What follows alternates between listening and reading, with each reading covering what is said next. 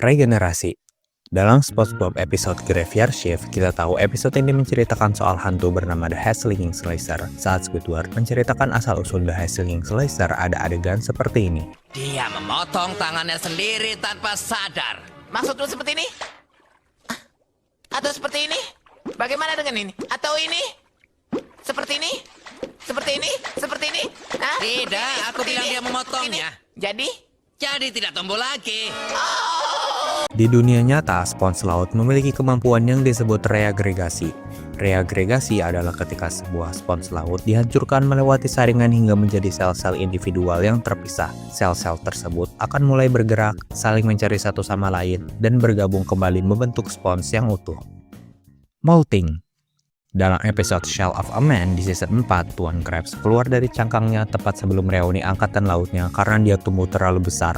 Dia terlihat sangat lunak dan tanpa pelindung, persis seperti kepiting asli saat proses molting atau ganti kulit.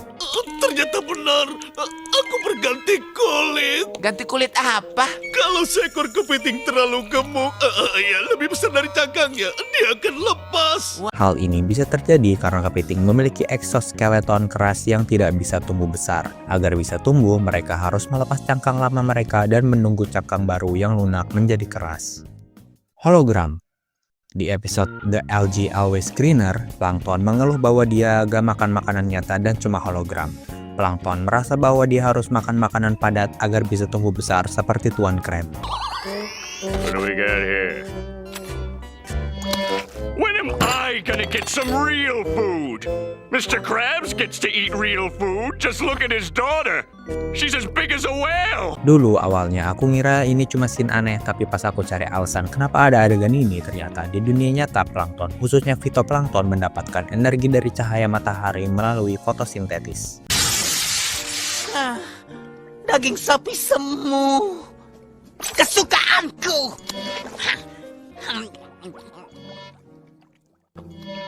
Cacing besar Alaska. Di season 2 episode Sandy, SpongeBob and the Worm, mereka menghadapi Alaskan Bullworm. Meskipun ukurannya dilebih-lebihkan, konsep cacing raksasa yang meneror penghuni laut adalah nyata dan cukup mengerikan di dunia asli. That's not the worm. Pardon? That's not the worm. That's his tongue.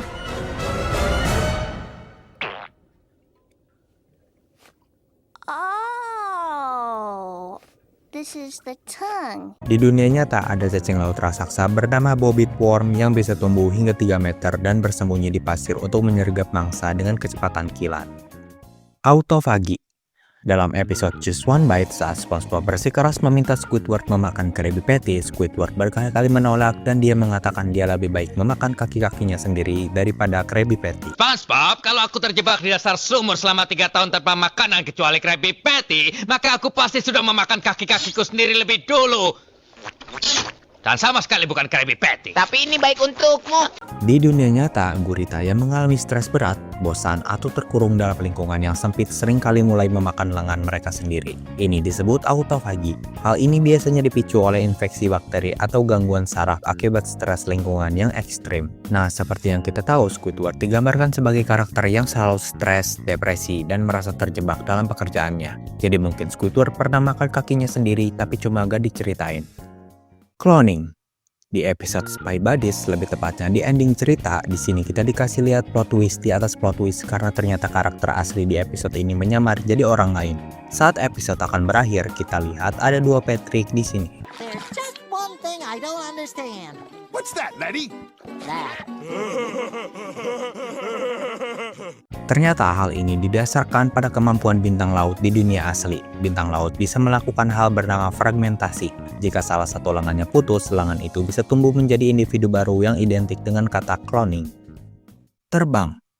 Karakter Man Ray memiliki desain tubuh yang agak aneh dan kalian pasti bertanya-tanya sebenarnya Man Ray itu terinspirasi dari ikan apa. Nah, setelah aku cari, Man Ray merupakan ikan pari. Ini make sense karena bahasa Inggrisnya ikan pari adalah stingray. Yang mau kubahas adalah di dalam beberapa episode, Man Ray selalu terbang, contohnya dalam episode Back to the Past. Oh, I'm going to savor this. It's not every day I get to defeat Mermaid Man and Barnacle Boy 3 times over. Hal ini juga didasarkan pada dunia nyata. Ikan pari bergerak dengan mengepakkan sirip dada mereka yang lebar, yang secara teknis seperti burung yang terbang di dalam air. Pas aku baca soal ini, fun fact yang satu ini cukup bisa bikin aku kaget karena aku baru tahu man ray itu ikan pari. Peliharaan.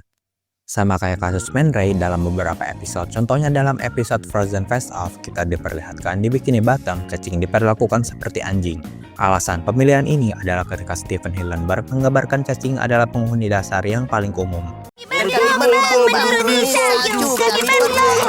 Hai Tuan Krabs. Aku jadi makanan siang cacing-cacingku sendiri.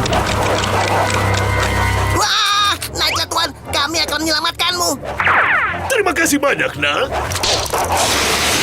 Ada banyak jenis cacing laut yang hidup bebas di pasir dan beberapa orang di dunia nyata memelihara cacing laut tertentu di akuarium air laut untuk membantu membersihkan pasir.